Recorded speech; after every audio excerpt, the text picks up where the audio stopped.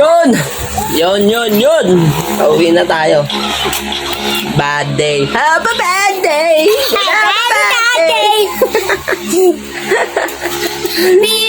Pinauwi tayo, butang gala. Papasok na sana, pinauwi pa. Talagang inaabot tayo ng swerte. Pag swerte ka talaga. Pasok, nababa ko ng bag ko. Kwento tayo.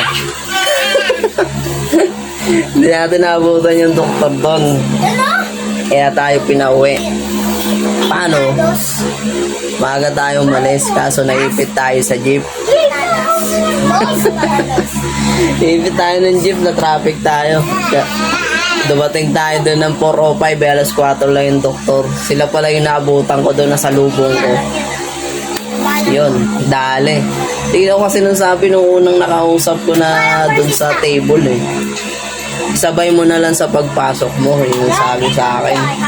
So ay alas 6 pasok ko. Umalis ako 3:30. Dumating ako doon 4:05, binipit nga ako ng jeep, so hindi natin naabutan. So dali na ano. Ngayon, nakapag-usap ako ron sa bagong kausap ko dun sa table. Kabilang kipa tayo eh. Yun nga yung sabi. Tapos may binigay sa akin dahil daw gout yun. Sabi sa akin, talagang, ayan. May pa mga dapat na tayong babasahin. Di pwede at pwede. So, yun nga, di ako pinayagan. Sayang yung araw. Tapos pumunta ako ng HR kasi may nasalubong ako. Subukan ko daw pumunta ng HR. Tanongin ko. Ngayon, pagpunta ko ron, napagalitan ako. Ba't di ko daw alam? Sabi ko, alam ko naman po. Yun nga lang, naipit nga ako ng jeep. Pahinto-hinto. Kaya di ko naabutan yung doktor. Sabi ba naman, pati ba naman yan, iintindihin ko pa dahil ko nang iniintindi. Nagalit. Sumabay pa tayo sa problema niya. Kaya, papagalitan tayo. Tapos galit na galit. Naawa lang ako kasi ang mapapagalitan yung supervisor ko na wala namang ginawa, wala namang kinalaman.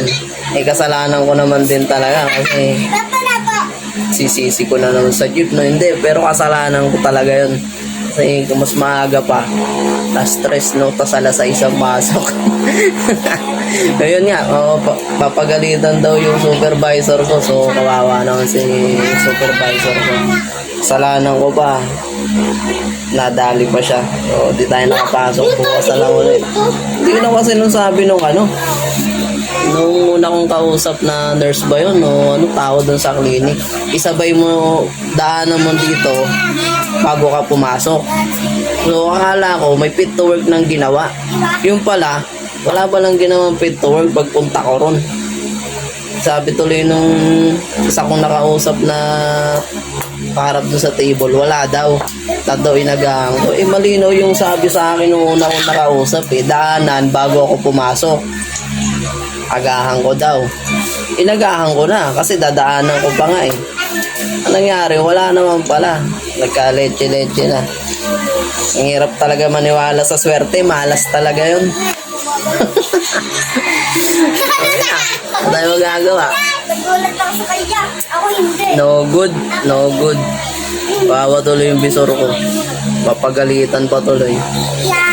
Sayang yung araw. Bali lang araw ako nito. 7 days 8 days. Kaso masaklap nga pala rin doon. Sabi nung HR, awok daw ako ngayong araw. Siguro dala ng galit niya. Kaya inawak ako. Nagkukwento ka din, bebe? Kwento ka din? So yun nga, nagalit yung HR, awok daw ako. Absent without coordination na tawag doon. Pumunta naman ako, kaya awok daw ako, pero wala tayong magagawa, mainit yung ulo eh. Galit na galit eh. Sabi ko nga, ma'am, wala pong kasalanan dito yung supervisor ko, cargo ko po ito, kung ano po yung maging sanction. Sagot ba naman sa akin eh, bahala kayo dyan, kakausapin ko pa rin. Wala ako nagawa. Nag-sorry na lang ako, sabay alis na lang. Wala tayong magagawa eh. Talagang inabot tayo eh. Ay, ako. Lala, nagkwento lang ako. It's a bad day. Oh, it's a bad day. Ay, oh my. Wala tuloy yung asawa ko rito eh. Kasi mangot eh. Excuse me. Hindi ko kasalanan yun. Ay, hindi. Kasalanan ko na lang. Wala, hindi mo natin pwede sisihin yung ano. Ikaw ang may kailangan, ikaw pa dapat ang importante. Hindi ganun. Maaga na nga. Hindi naman natin pwede sisihin yung driver. Pag maaga Eh, dapat. nagbabiyahe pa yung driver. Siyempre, gusto niya umanap ng buhay. Yun yung maaga. Pero yung 4:05, ganito na lang.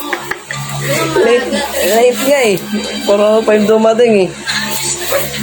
Laki na nga eh. Malapit lang sana. Kaso naghahanap buhay yung jeepney driver. Wala tayong magagawa ron. Di ba yan? Dahil lang sa gusto ko, no? Sabi ko, kuya, bilisan mo. Yan, pwede yun.